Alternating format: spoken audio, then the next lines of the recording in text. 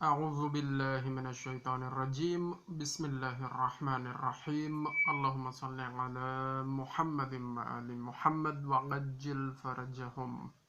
دوستو، آج موضوع گفتگو ہے کہ صحت مند جانور کی کیا علامات ہوتی ہیں، اور ساتھ ساتھ تھوڑا سا یہ بھی بتاتے جائیں گے کہ جو صحت مند نہیں ہے، بیمار جانور ہے، اس کی کیا علامات ہیں۔ تو ظاہر ہے اب اگر ہمیں یہ پتہ ہوگا کہ جانور صحت مند ہے تو ہم مطمئن رہیں گے، اور اگر پتہ ہی نہ چلے کہ یہ اب بیمار ہو چکا ہے تو ہم اس کا کیا علاج کروائیں گے، اور پروڈکشن ہماری کم ہوتی جائے گی، پروفٹ مارجن کم ہو جائے گا، اور بعد میں بہت زیادہ پریشانی بن سکتی ہے۔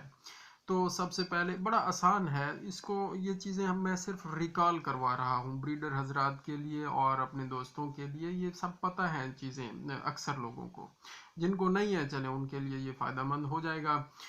سب سے پہلے جانور ایکٹیو ہوتا ہے، چاق و چوبند ہوتا ہے، پہلی علامت ہے صحت مند جانور کی۔ اور دوسرے نمبر پر اس کی آنکھیں اگر دیکھیں تو بڑی چمکدار اور شفاف نظر آتی ہیں، اینیمل فریش نظر آتا ہے، اور اس کی چال ڈھال بالکل ٹھیک ہوتی ہے، درست ہوتی ہے، مناسب ہوتی ہے۔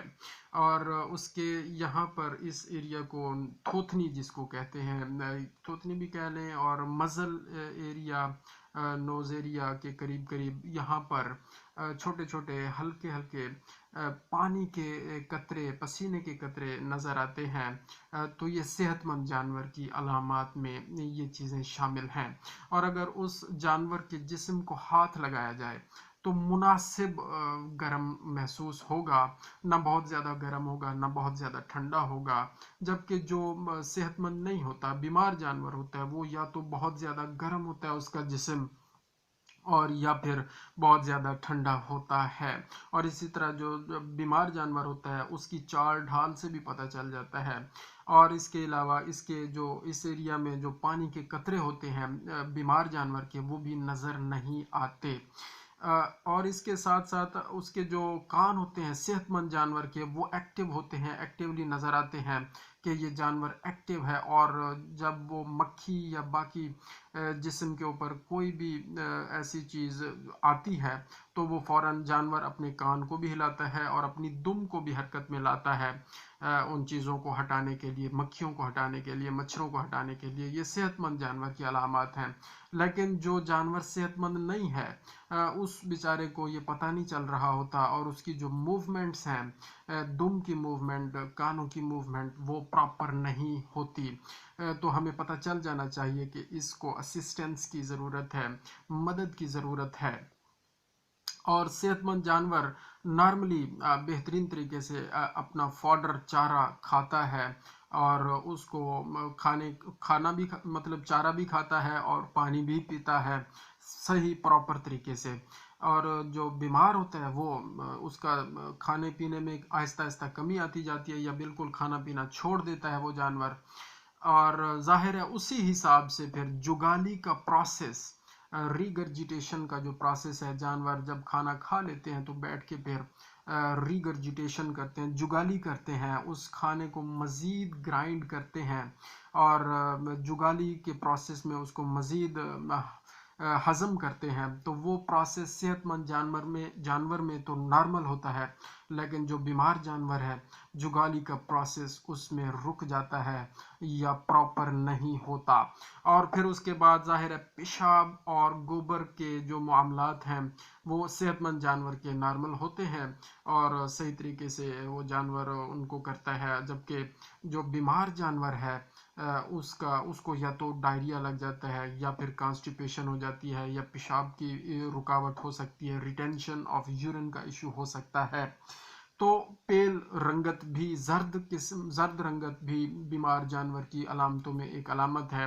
اور اگر اس کی آنکھوں میں دیکھیں تو بعض اوقات اس کی آنکھوں کے اندر بھی پیلی رنگت نظر آتی ہے، خاص طور پر جانڈس، یرکان کے معاملات جب ہوتے ہیں، یا بیماری ہوتی ہے، یا بیماری جب شروع ہو رہی ہوتی ہے، یا خون کی کمی ہو چکی ہوتی ہے، انیمیا کے کیسز میں، تو ایسے جانوروں کی علامات آ جاتی ہیں۔ اور بعض اوقات یہ بھی ہوتا ہے جو جانور بیمار ہوتے ہیں ان کے منہ سے رالیں ٹپکنا شروع ہو جاتی ہیں بہت زیادہ، خاص طور پر F M, foot and mouth disease میں منہ खुर की जो बीमारी होती है बड़े जानवरों में ज़्यादा होती है, यानी गायों में और भैंसों में, उस केस में मुंह से रालें टपकना शुरू हो जाती हैं, लेकिन वो झगी वाली रालें होती हैं और बहुत ज़्यादा फ्रॉथी होती हैं, यानी कि गाढ़ी किस्म की।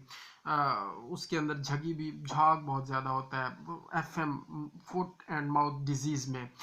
और इसी तरह अगर गल घोटू की बीमारी का मसला है खुदा न खास्ता, तो गर्दन पर स्वेलिंग नज़र आएगी और जानवर के मुंह से उस वक्त भी रालें होंगी, लेकिन ये रालें और किस्म की होंगी और ये ऐसे बह रही होंगी, एक रस्सी की नीचे टपक रही होंगी रालें। और जनाब आला अगर उसको खुदा न खास्ता चौड़े मार की बीमारी का इशू है, तो जानवर टांगों से जब चलेगा, चलने में उसको दिक्कत पेश आएगी। इसी तरह मुंह खुर में भी जब खुर डिस्टर्ब होते हैं जानवर के, तो उस वक्त भी चलने में दिक्कत पेश आती है और उनके खुरों में जख्म होना शुरू हो जाते हैं और मुंह में छाले होना शुरू हो जाते हैं। चौड़े मार की बीमारी में पिछली टांगों में खास तौर पे ज़्यादा अटैक होता है, बाज़ औक़ात दोनों टांगों में, और कभी कभी एक ही टांग इन्वॉल्व होती है, उस पर स्वेलिंग हो जाती है साइड पे।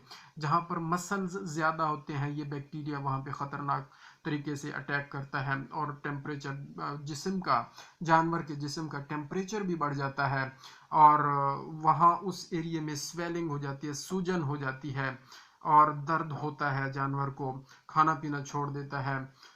तो ये अलामात हमारे सामने होनी चाहिए, हमें पता होना चाहिए। इसी तरह भेड़ बकरियों में भी जो है इसी तरह की सारी अलामात नज़र आती हैं। जानवर खाना पीना छोड़ देता है और उसके इनडाइजेशन का इशू हो जाता है।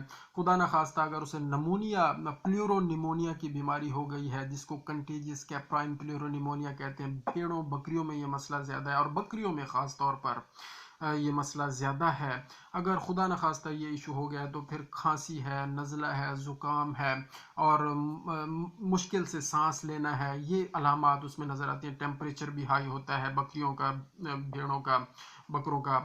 तो इसी तरह अगर खुदा न खास्ता PPR की बीमारी है, मुंह सड़ी की बीमारी जिसको कहते हैं, तो उसमें मुंह पे सामने छाले से बनना शुरू हो जाते हैं और फिर उनमें पस बनना भी शुरू हो जाती है और मुंह से फिर अल्टीमेटली क्या होता है कि फिर वो जब फटते हैं तो मुंह से खून बहना शुरू हो जाता है। ये बड़ी ख़तरनाक अलामात होती हैं। फौरी तौर पर डॉक्टर साहब से रुजू करना चाहिए और इलाज की तरफ जाना चाहिए। डायरिया हो गया है, फ़ौरन इलाज करें। बाज़ औक़ात क्या करते हैं कि जब डायरिया होता है तो लोग सिर्फ एंटी डायरियल ड्रग यूज़ कर लेते हैं कि जी बस एक पिलाने वाली कोई दवाई मिलती है सल्फाडेमाडिन के नाम से और इस तरह की चीज़ें, बस वो ले ली और पिला दी। ऐसा नहीं है।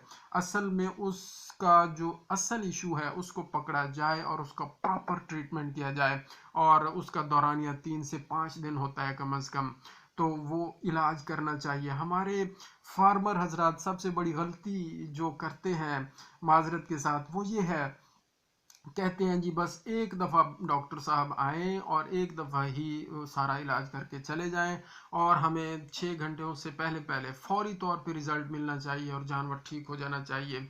बीमारी जल्दी तो आती है, जाती आराम से है और ज़ाहिर है उसका पूरा एक तरीक़ाकार होता है। ट्रीटमेंट उसको फॉलो करना पड़ता है और उसके बाद ही इलाज मुमकिन होता है। तो बेसब्री का मुज़ाहिरा नहीं करना चाहिए और जल्दबाजी का मुज़ाहिरा नहीं करना चाहिए। जज़ाकल्लाहु खैरा। अल्लाहुम्मा सल्लि अला मुहम्मदिन व आलि मुहम्मद व अज्जिल फरजहुम।